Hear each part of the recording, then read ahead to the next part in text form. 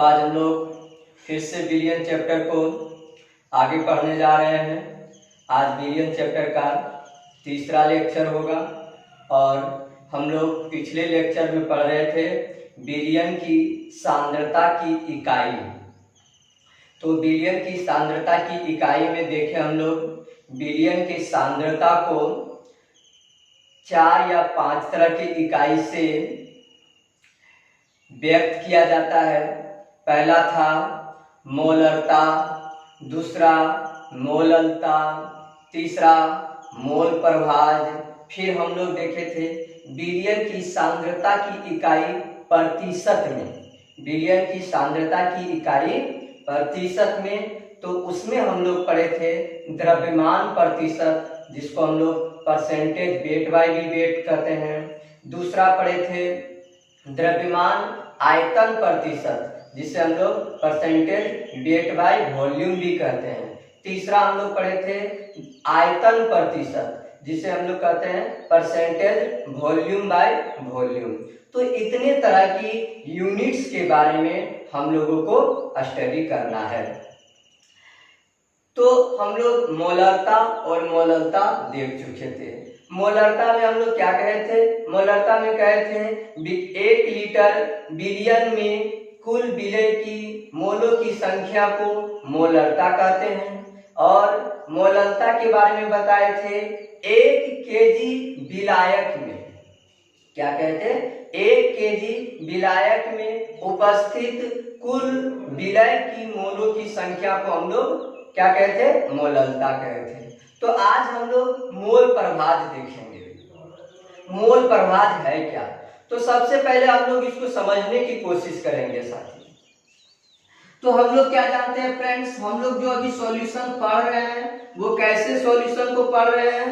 वो 2 पदार्थ से बने हुए सॉल्यूशन को पढ़ रहे हैं, जिसमें एक पदार्थ को विलय कहते हैं और दूसरा पदार्थ को क्या कहते हैं? विलायक कहते हैं।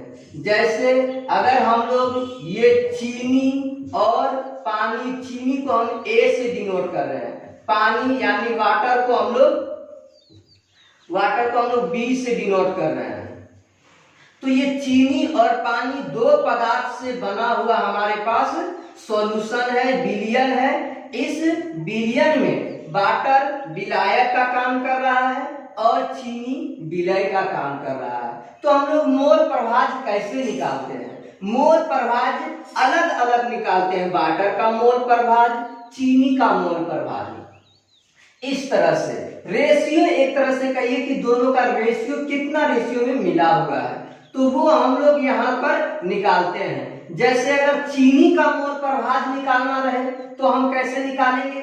ऊपर में चीनी का मोल लिखेंगे और नीचे में बिलियन के कुल मोलों की संख्या। तो चीनी और वाटर दोनों की मोल को जोड़ करके लिखते हैं। तो इस तरह से हम लोग बिलियन, चीनी और वाटर का अलग अलग मोल प्रभाज निकालते हैं। तो अगर हम लोग को यही करना रहता है कि मोल प्रभाज किसी एक अवयव का, मान लिया जाए हमको चीनी का मोल निकालना, मोल प्रभाज निकालना है, तो चीनी के कुल मोलों की संख्या और बिलियन में उपस्थित कुल मोलों की संख्या के अनुपात को हम लोग क्या कहते हैं? मोल प्रभाज कहते हैं। उसी तरह से अगर हमको किसका निकालना है? वाटर का मोल प्रभाज निकालना है, तो हम लोग क्या कहेंगे? वाटर के कुल मोलों की संख्या, यानी वाटर का मोल जो रहेगा, जब हम लोग अनुपात लिखेंगे तो कहाँ रखेंगे? ऊपर में रखेंगे। तो क्या करेंगे? वाटर के कुल मोलों की संख्या बटे बिलियन के कुल मोलों की संख्या के अनुपात को हम लोग क्या कहेंगे?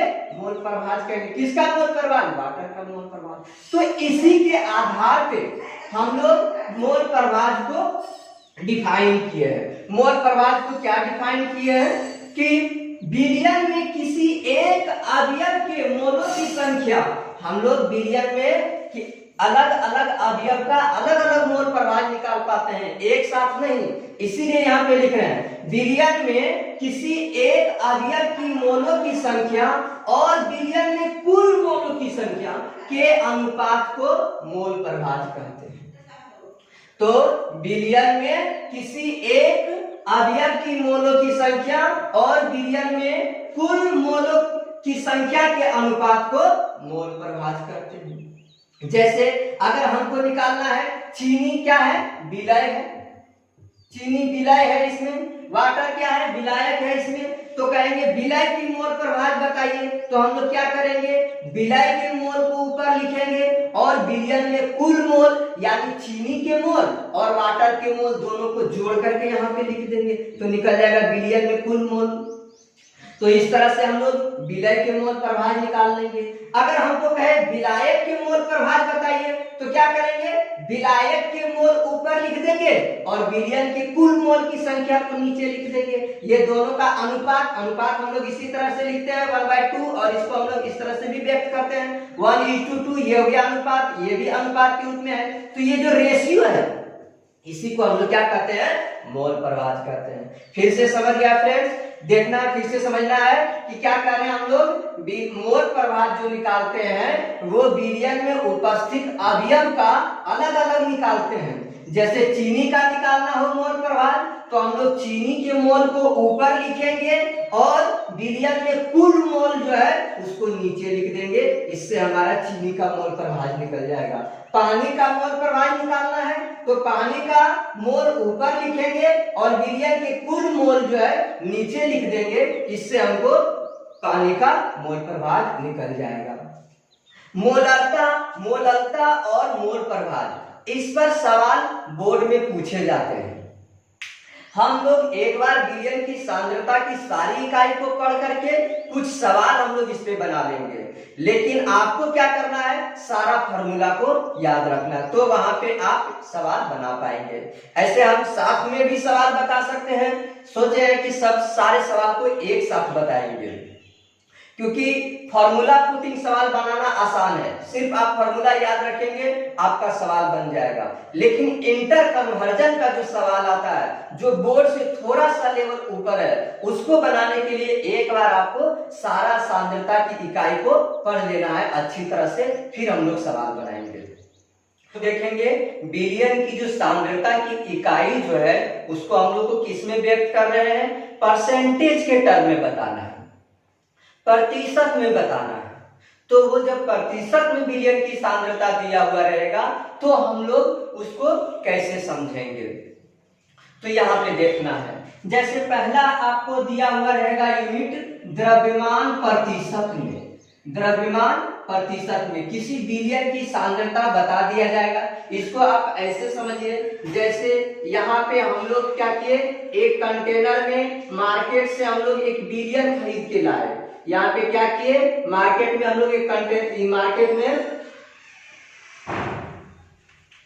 फिर से फ्रेंड्स, मार्केट से हम लोग क्या किए, एक सॉल्यूशन खरीद के लाए, जिस सॉल्यूशन पे आपको लिखा हुआ रहेगा, इस सॉल्यूशन की सांद्रता क्या लिखा हुआ रहेगा कि इसमें जो है 20% वेट बाय वेट NaOH है, 20% वेट बाय वेट NaOH है। यानी कहने का मतलब ये हुआ कि इसमें सोडियम हाइड्रोक्साइड वाटर में क्या है, घुला हुआ है, सोडियम हाइड्रोक्साइड वाटर में घुला हुआ है। तो कह रहा है कि 20% weight by weight sodium hydroxide का ये सॉल्यूशन है। तो कहने का मतलब ये हुआ, परसेंटेज का मतलब हम लोग क्या जानते हैं, 100, परसेंटेज का मतलब हम लोग क्या जानते हैं दोस्त, 100। तो यहाँ पे हम लोग को क्या करना है, यहाँ पे 100 में हम लोग को इस तरह से समझना है कि प्रत्येक 100 ग्राम वाटर में, प्रत्येक 100 ग्राम ये वाटर में क्या है, 20% क्या है, NaOH है। प्रत्येक 100 ग्राम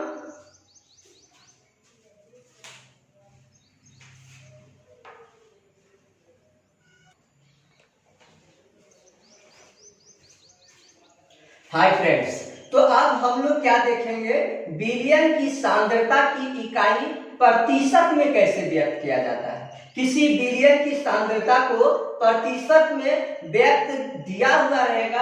आप अगर कोई मार्केट से कोई सॉल्यूशन खरीद के लाते हैं तो उसके ऊपर लिखा हुआ रहता है कंपोजिशन में इतना परसेंटेज वेट बाय वेट। तो उससे हम लोग को क्या समझ में आता है? उससे हम लोग को ये समझ में आता है, आपको हम यहाँ समझाने की कोशिश करते हैं, ध्यान से देखेंगे तो समझ में आ जाएगा फ्रेंड्स। क्या है ये? एक हम लोग सॉल्यूशन लाए हैं मार्केट से और इस पर लेवल है क्या? इस पर लेवल है 20% वेट बाय वेट NaOH का सॉल्यूशन है।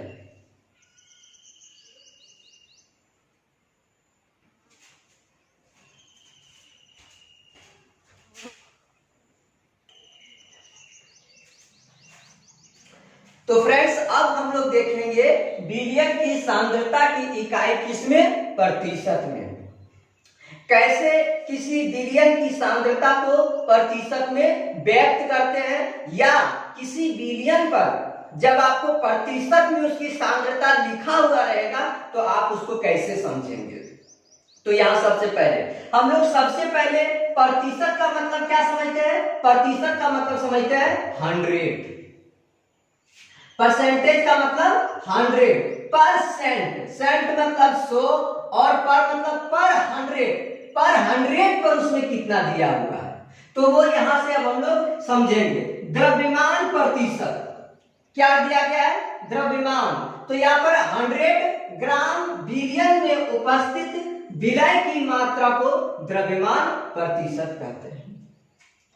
प्रतिशत का मतलब 100, तो 100 ग्राम विलयन में उपस्थित विलय की मात्रा को क्या कहते हैं? द्रव्यमान प्रतिशत कहते हैं। द्रव्यमान प्रतिशत को हम लोग परसेंटेज वेट बाय वेट भी बोलते हैं। जब इसको निकालना रहे तो क्या लिखते हैं? ऊपर में विलय की द्रव्यमान और नीचे में विलयन की द्रव्यमान, और दोनों किस में रहना चाहिए? ग्राम में रहना चाहिए। हमेशा याद रखें दोस्त, विलयन की सांद्रता की इकाई प्रतिशत में, जैसे यहाँ पर द्रव्यमान प्रतिशत था तो 100 ग्राम लिए, यहाँ पे द्रव्यमान आयतन प्रतिशत है तो 100 ml आयतन लेंगे। विलयन का आयतन किस में लेंगे? ml में लेंगे। और विलयन का भार किस में ले रहे हैं हम लोग? ग्राम में ले रहे हैं। तो यहाँ से समझना है, क्या समझना है? द्रव्यमान प्रतिशत में हम लोग क्या देखे? 100 ग्राम विलयन में उपस्थित विलय की मात्रा को द्रव्यमान प्रतिशत कहते हैं। इसको हम लोग एग्जाम्पल से कैसे समझेंगे? देखिए ये 10% वेट बाय वेट यूरिया का विलयन है। यहां हम लोग एक फिगर में समझे, एक कंटेनर में, एक बोतल में यूरिया का सॉल्यूशन बना हुआ है। यूरिया और वाटर का सॉल्यूशन क्या हुआ है? बना हुआ है, जिस पर लिखा हुआ है, जिस पर क्या लिखा हुआ है यहाँ पे कि 10% वेट बाय वेट यूरिया का सॉल्यूशन है। ये 10% वेट बाय वेट यूरिया का ये विलयन है। तो आपको इसमें क्या समझना है? इससे क्या समझ में आता है हम लोगों को? इससे ये समझ में आता है कि प्रत्येक 100 ग्राम ये विलयन में यूरिया का वेट कितना है? 10 ग्राम है। अगर मान लिया जाए, क्या कहें हम लोग, 1000 ग्राम ये विलयन का भार है। कितना भार है विलयन का? 1000 ग्राम विलयन का भार है। तो इसमें हम लोग क्या कर देंगे? यूरिया कितना होगा? यूरिया 100 ग्राम हो जाएगा। प्रत्येक 100 मतलब 100 में कितना? 10 ग्राम। तो यहाँ पे कितना हो जाएगा? 100 ग्राम हो जाएगा यूरिया। तो इस तरह से हम लोगों को समझ लेना है कि परसेंटेज दिया हुआ है तो हम लोग उससे इसमें क्या कर सकते हैं? इसका वेट निकाल सकते हैं, सॉल्यूट विलय का वेट निकाल सकते हैं विलयन के वेट के आधार पर। और अगर हम लोगों को परसेंटेज यूनिट निकालना कहे तो हम लोग क्या करेंगे? विलय की द्रव्यमान ऊपर में रखेंगे, विलयन की द्रव्यमान नीचे। ग्राम में दोनों को किस में रखना है? ग्राम में। तो द्रव्यमान प्रतिशत निकल जाएगा। तो इस तरह से हम लोग क्या एग्जांपल यहाँ पर है, 10% वेट बाय वेट यूरिया का विलयन मतलब क्या हो गया? 10 ग्राम यूरिया है 100 ग्राम विलयन में। 100 ग्राम विलयन में कितना हो गया? 10 ग्राम यूरिया। तो यहाँ पर आप जैसे मान लिया जाए, कहा गया क्या? ये सॉल्यूशन किसका है? यूरिया और पानी का है। तो आपको क्या कह देगा, पानी का भार निकालिए। तो आप कैसे पता कर लेंगे, 1000 ग्राम अगर विलियन दिया हुआ है तो यहाँ पर क्या निकल गया, 100 ग्राम यूरिया निकल गया। 100 ग्राम यूरिया निकल गया तो 1000 में से 100 ग्राम घटा दीजिए, पानी कितना आ जाएगा, 900 ग्राम पानी आ जाएगा। तो इस तरह से हम लोग को यहाँ पे सवाल भी पूछा जा सकता है। अब दूसरा जो यूनिट है, दूसरा यूनिट है द्रव्यमान आयतन प्रतिशत। क्या है, द्रव्यमान आयतन प्रतिशत। तो इसको क्या डिफाइन किया गया है, 100 ml बिलियन में, यहाँ पर आयतन आ गया, जब भी आयतन आ जाए तो हम लोग को क्या लेंगे, ml लेंगे। 100 ml बिलियन में विलय की मात्रा को द्रव्यमान आयतन प्रतिशत कहते हैं। या अब यहाँ पर क्या समझे, जैसे इसी को एग्जांपल में हम लोग ले लेते हैं, तो इसको हम लोग क्या कहते हैं, 10% weight by volume. 10% weight by volume. अब हम लोग क्या कह रहे हैं, अब हम लोग कह रहे हैं कि यहाँ पे 10% वेट बाय वॉल्यूम दिया हुआ है आपको कंसंट्रेशन का यूनिट। कंसंट्रेशन इस बिलियन में यूरिया और पानी का जो सांद्रता है, जो गाढ़ापन है, उसके यूनिट के बाद उसके बारे में क्या कह रहा है कि 10% वेट बाय वॉल्यूम है। तो हम लोग को इससे क्या समझना है, इससे समझना है कि इसमें 10 ग्राम क्या है, यूरिया है, और पूरा बिलियन का जो आयतन है वो 100 ml है। यानी 100 ml बिलियन में क्या है, 10 ग्राम क्या है, यूरिया है। इस तरह से हम लोग क्या करेंगे, यहां से हम लोग को पता कर लेंगे। अगर मान लिया जाए ये बिलियन का टोटल वॉल्यूम कितना होता, 1000 ml होता, तो हम लोग क्या करते हैं कि इसमें इस बिलियन 1000 ml बिलियन में 100 ग्राम क्या है, यूरिया है। इस तरह से हम लोग बिलियन का क्या दिया हुआ रहेगा, परसेंटेज में यूनिट दिया हुआ रहेगा, तो हम लोग पता कर सकते हैं, उसमें विलय की मात्रा पता कर सकते हैं, उसमें बिलियन का विलायक की मात्रा पता कर सकते हैं, उसमें जो हम लोग पहले वाले में देखे। तो इस तरह से हम लोग एक और यूनिट बच जाता है, वो है आयतन, आयतन प्रतिशत यूनिट। वो क्या है, इसको हम लोग बहुत तीसरा में हम लोग पढ़ेंगे आयतन प्रतिशत, जिसे हम लोग परसेंटेज वॉल्यूम बाय वॉल्यूम भी कहते हैं। तो उसमें क्या लेना है, उसमें भी सिंपल है, 100 ml बिलियन में विलय की मात्रा, विलय की मात्रा को क्या कहेंगे, परसेंटेज वॉल्यूम बाय वॉल्यूम कहेंगे। बस विलय की मात्रा यहाँ किसमें लेना है, ml में लेना है। अब हम लोग तीसरा देख रहे हैं, तीसरा क्या है, आयतन प्रतिशत। तीसरा हम लोग क्या कहते हैं, तीसरा यूनिट है आयतन प्रतिशत। तो यहाँ पे देखिए हम लोग इसको बोलते हैं परसेंटेज वॉल्यूम बाय वॉल्यूम।